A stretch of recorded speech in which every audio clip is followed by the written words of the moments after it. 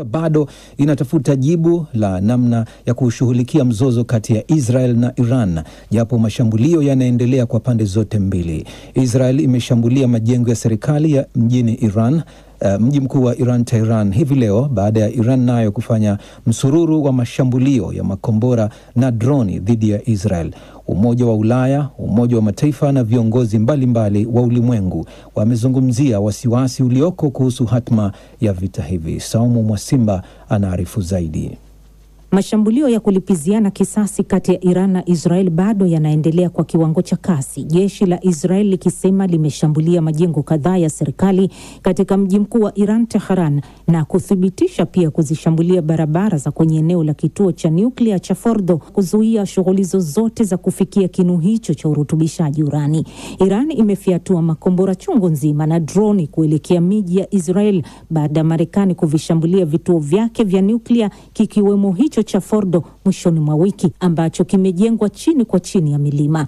Wizara ya ulinzi ya Israeli inasema imeshambulia mpaka gereza hatari la Evin pamoja na makao makuu ya jeshi la walinzi wa kimapinduzi la Iran mjini Tehran. Ubalozi wa Marekani nchini Qatar umetoa tangazo la tahadhari, ukiwataka raia wake nchini humo watafute mahala salama pa kujihifadhi mpaka litakapotolewa tangazo jingine. Tangazo hilo limekuja huku hali ya wasiwasi ikiwa imeongezeka Mashariki ya Kati baada ya Marekani kuishambulia Iran usiku wa kuamkia jana Jumapili, Iran ikiapa kuchukua hatua. Kansela wa Ujerumani Friedrich Merz ameiunga mkono hatua ya Marekani na Israel, akisema haoni sababu ya kukosoa mashambulio yaliyofanywa na mataifa hayo washirika wa Ujerumani. Seit gut einer Woche ein offen ausgebrochener Krieg. Kwa zaidi ya wiki sasa, vita vya wazi vimekuwa vikiendelea katika Mashariki ya Kati. Nataka kuweka wazi kwenye hili: hakuna sababu kwetu na kwangu binafsi kukosoa kile ambacho kimeanzishwa na Israel wiki moja iliyopita, na wala hakuna sababu ya kukosoa kilichofanywa na Marekani mwishoni mwa juma.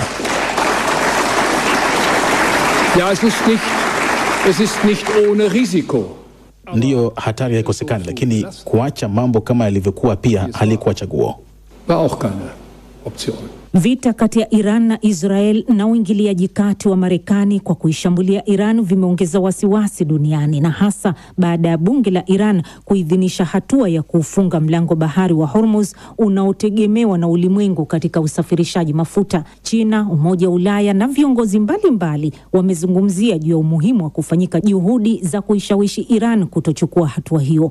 Pembezoni mwa mkutano wa mawaziri wa mambo ya nje wa Umoja wa Ulaya mjini Brussels, waziri wa mambo ya nje wa Italia Antonio Tajani amesema amezungumza na mwenzake wa Iran Abbas Araghchi na kumwambia hatari zinazoweza kusababishwa na hatua ya kuifunga njia hiyo ya Hormuz, ikiwemo kuharibu uchumi wa Iran yenyewe. Urusi, mmoja wa washirika wa karibu wa Iran, imesema inatazama namna inavyoweza kuisaidia Iran kujiondoa katika hali inayoendelea. Araghchi alikutana na Rais Vladimir Putin hivi leo mjini Moscow na kumpa hakikisho hilo, huku akiyaita mashambulio ya Israel na Marekani kuwa ya uchokozi usiokuwa na sababu. Rais Donald Trump, pamoja na kuishambulia Iran, amezungumzia pia uwezekano wa kuchochea mabadiliko ya kiutawala kwenye jamhuri hiyo ya Kiislamu, fikra ambazo zimeshaanza kupewa nguvu katika nchi za Magharibi. Kituo cha utangazaji cha Ufaransa RFI kimemhoji mshindi wa tuzo ya amani ya Nobel, raia wa Iran Shirin Ebadi, aliyekimbilia uhamishoni nchini Uingereza,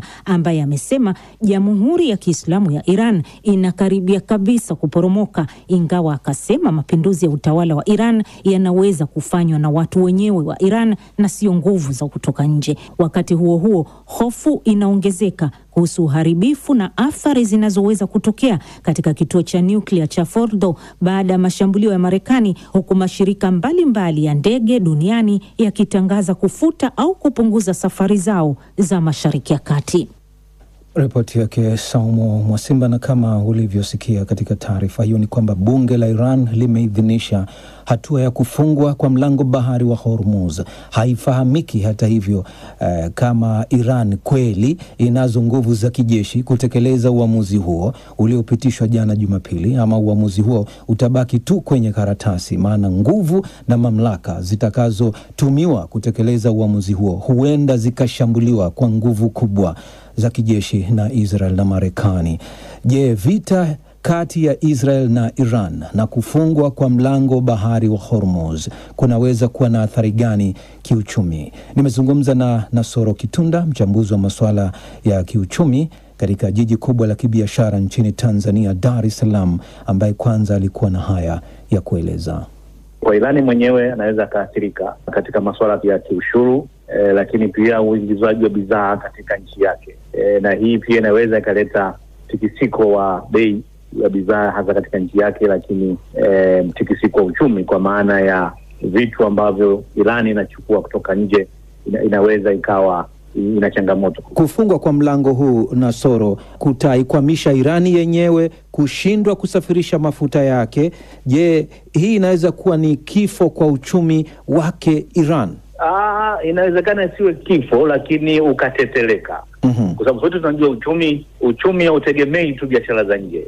Na nadhani hili Irani wamelifikiria kwa kina. Ziko sababu za ndani zinaweza zikasababisha uchumi. Biashara za ndani yenyewe kwa ndani ya mikoa na kuuziana bidhaa wenyewe kwa wenyewe, hiyo inaweza ikakuza uchumi wako. Unapokiona kwamba uchumi utateteleka, lakini sio anguko la moja kwa moja. Na katika hali hii, mlango wa bahari wa Hormuz, hili ni jambo ambalo liko karibu sana kwa bara la Afrika na hasa pia vile vile eneo la Afrika Mashariki.